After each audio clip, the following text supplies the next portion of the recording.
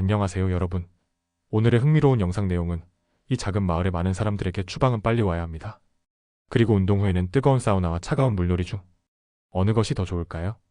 에 관한 것입니다. 우선 좋아요 버튼을 누르고 채널 구독 및 알림 설정도 잊지 마세요. 여러분의 관심과 지지가 저희에게 큰 힘이 됩니다. 첫 영상은 월스트리트 저널에서 다룬 인디애나주의 작은 마을 세이모어에서 벌어지는 이민 문제와 관련된 이야기를 소개합니다. 이 기사에서는 마을 주민들이 이민 문제를 두고 갈등하고 새로운 트럼프 행정부의 정책에 대한 기대와 우려가 교차하는 모습을 다루고 있는데요. 논란의 배경, 주민들의 반응, 그리고 이민자들의 목소리까지 한번 살펴보겠습니다. 첫째, 세이모어, 이민 문제로 분열된 마을. 세이모어는 인디애나주의 작은 마을로 인구 약 22,000명의 보수적인 지역입니다. 과거에는 주로 철도와 제조업으로 성장했으며 현재도 대형 제조업체와 농업기업에서 많은 일자리가 제공되고 있죠. 그런데 최근 몇 년 동안 이 마을은 대규모 이민자를 받아들이며 빠르게 변화했습니다. 2020년 기준 히스패닉 인구는 전체의 26%로 1990년의 1% 미만에 비해 엄청난 증가를 보였는데요. 이는 지역 경제에 필요한 노동력을 제공했지만 동시에 주민들 사이에 긴장감을 키웠습니다. 둘째, 환영과 반대, 주민들의 갈등. 이민 문제를 둘러싼 갈등은 올해 3월 열린 시의회 회의에서 극명히 드러났습니다.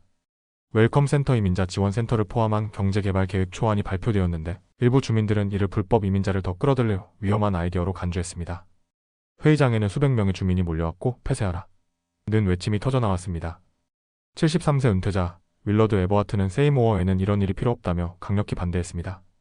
반면 이민자들은 자신들이 지역 경제의 필수적임을 강조하며 경제와 사회적 기여를 설명했습니다. 셋째, 이민자들의 기여와 도전. 이민자들 역시 이 마을의 중요한 구성원으로 자리 잡아왔습니다.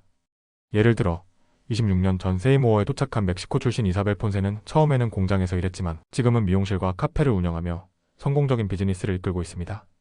그녀는 라틴계 노동은 이곳에서 매우 중요하다고 말하며 이민자들이 지역 경제를 지탱하는 데 핵심적인 역할을 하고 있음을 강조했습니다. 하지만 일부 주민들은 이민자 증가로 학교와 병원 등 공공서비스가 과부하되고 있다고 불만을 토로하며 특히 영어 학습자 비율 증가가 교실 환경에 부담을 주고 있다고 주장했습니다.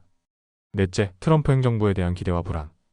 주민들 사이에서 이민 문제에 대한 목소리는 트럼프 대통령 당선 이후 더욱 커졌습니다. 일부 주민들은 대량 추방을 통해 문제가 해결될 것이라는 기대를 가지고 있습니다. 지역 주민팀 스모루드는 범죄 기록이 있는 불법 이민자를 우선 추방해야 한다며 트럼프 행정부의 강력한 이민 정책을 지지한다고 밝혔습니다. 하지만 이민자들은 새로운 행정부의 단속 정책에 불안을 느끼고 있습니다. 27세 과테말라 출신 비센테 가스파르는 우리 모두 무슨 일이 일어날지 지켜보고 있다며 두려움을 나타냈습니다. 다섯째, 정치적 논쟁과 지역 사회의 미래. 이민 문제는 단순히 지역적인 이슈가 아니라 국가적인 정치 분위기와도 연결되어 있습니다. 세이모어의 맨 니콜슨 시장은 데이터로 볼 때 마을이 이민자들로 인해 압도되었다는 생각은 사실이 아니다라고 말하며 주민들이 더 넓은 시각으로 문제를 바라보길 촉구했습니다. 그러나 일부 주민들은 지역 차원에서 적극적인 반대를 조직하고 이민자 환영센터 건설을 막는 데 집중하고 있습니다. 이처럼 세이모어는 현재 이민 문제를 둘러싼 갈등으로 분열된 상태입니다. 이 마을의 상황은 미국 전역에서 벌어지는 이민 논쟁의 축소판이라 할 수 있습니다. 다음 영상은 월스트리트 저널에서 소개된 흥미로운 건강 팁을 가져왔습니다. 운동 후에는 뜨거운 사우나와 차가운 물놀이 중 어떤 것이 더 좋을까? 라는 질문 여러분도 한 번쯤 해보셨죠? 오늘 영상에서는 운동 후 회복을 돕는 온열요법, 환행열요법의 효과를 비교하고 여러분의 운동 루틴에 적합한 방법을 제안해드리겠습니다. 첫째, 운동 후 냉열요법의 기본 원리. 격렬한 운동 후 몸이 피로하고 근육이 뭉쳤다면 회복을 위한 특별한 관리가 필요합니다.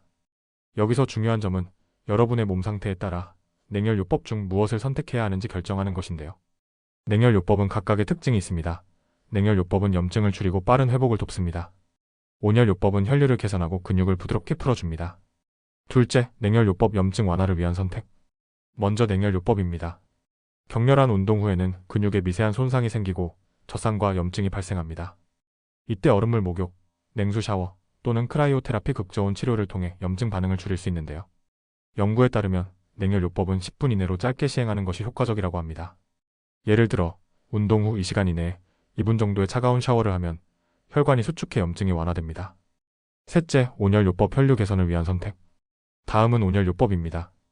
온열요법은 혈류를 증가시켜 근육과 조직에 산소와 영양을 공급합니다.